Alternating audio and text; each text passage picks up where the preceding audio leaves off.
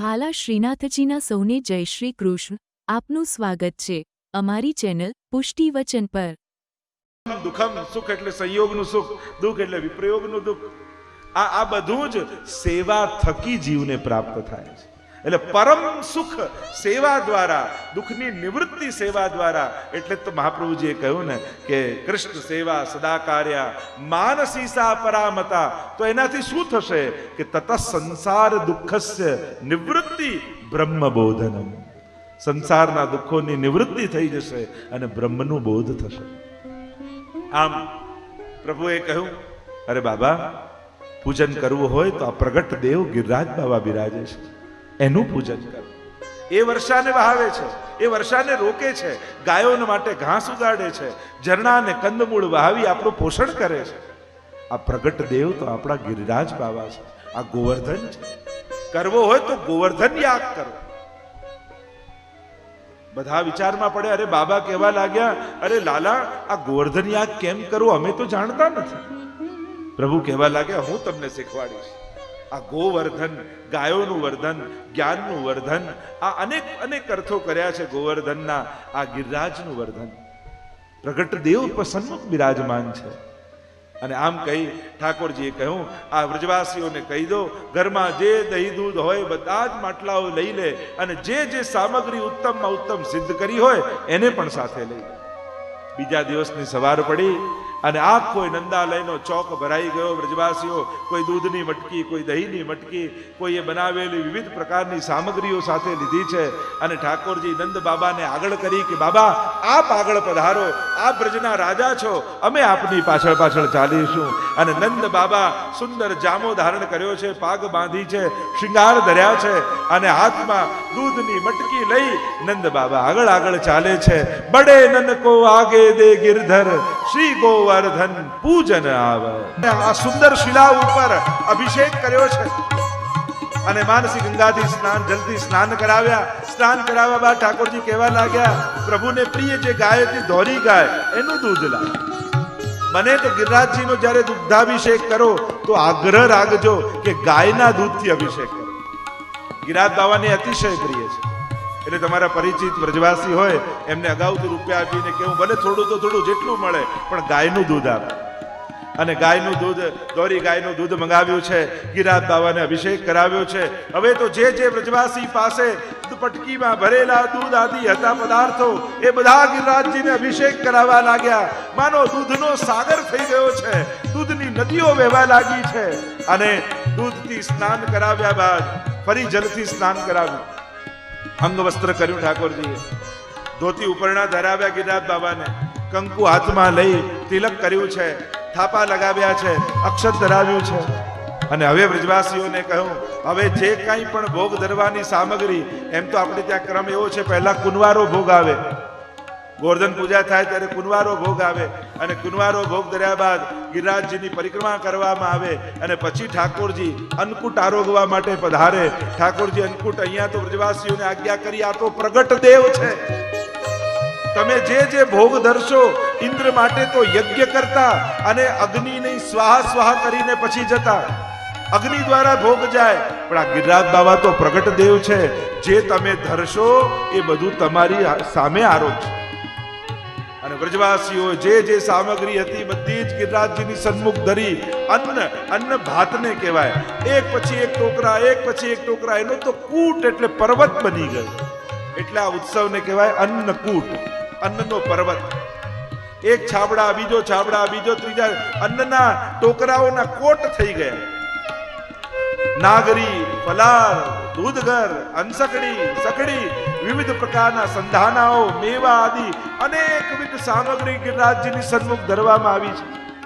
અને ધર્યા બાદ ઠાકોરજીએ કહ્યું, મનોમન વિનંતી ગિરિરાજ બાબાને કરીએ.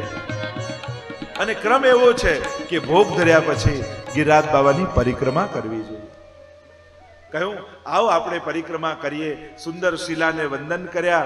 આ શિલા એ છે જ્યાં સ્વયં નંદ બાબાએ ગોવર્ધન પૂજા કરી હતી, એવો એક ભાવ. સુરભી કુંડમાં પણ એવો એક ભાવ છે, જ્યાં પણ પૂજન થયું હતું. તો મુખારવિંદ પર વંદન કર્યા, પૂજન કર્યું, દંડવત કર્યા. એની સામે મહાપ્રભુના બેઠકજી છે, જેને સુંદર શિલાના બેઠકજી કહેવાય છે.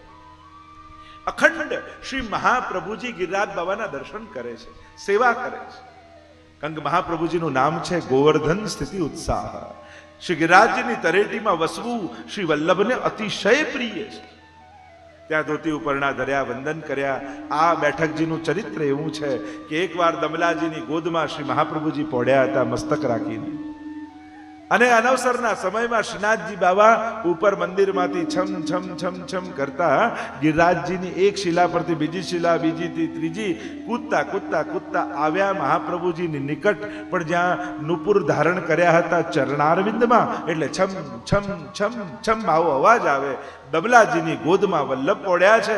દમલાજીને એમ થયું કે આવા નુપુરના ધ્વનિપાત કરતા કરતા જો ઠાકોરજી નિકટ આવશે તો શ્રી વલ્લભ જાગી જશે, અને હું તો એમની સેવામાં છું, મારી સેવા ખંડિત થાય.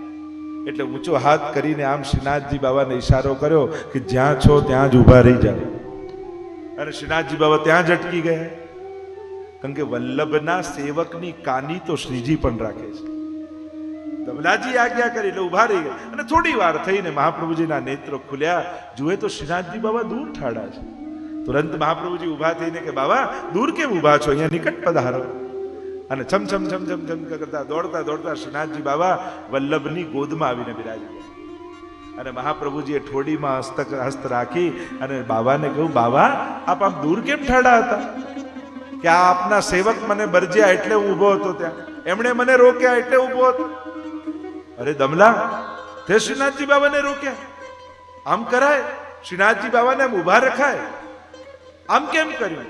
ત્યારે દમલાજી બે હાથ જોડીને કહ્યું કે જયરાજ, હમણાં હું શ્રીજીની સેવામાં નહોતો, હમણાં હું આપની સેવામાં. અને જેની સેવામાં હોઈએ એના સુખનો વિચાર ન કરીએ તો આપણો સેવક ધર્મ જાય.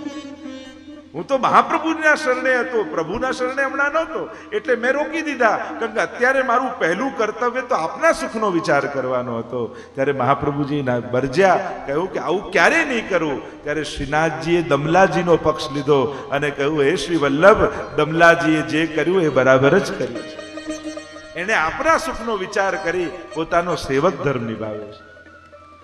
અને આમ આ લીલા આ સ્થાન પર થઈ છે સુંદર શિલામાં. તો ત્યાં શ્રી મહાપ્રભુજીને વંદન કરીએ, જારી ચરસ્પર્શ કરીએ, ધોતી ઉપરના ધરીએ. અને હવે જતા અને આવતા આપણી પરિક્રમા ક્યારે પૂરી થાય? આખી મુખારવિંદ સુધી આવીને દંડવતી શિલા પર દંડવત કરો ત્યારે પરિક્રમા પૂરી થઈ કહેવાય.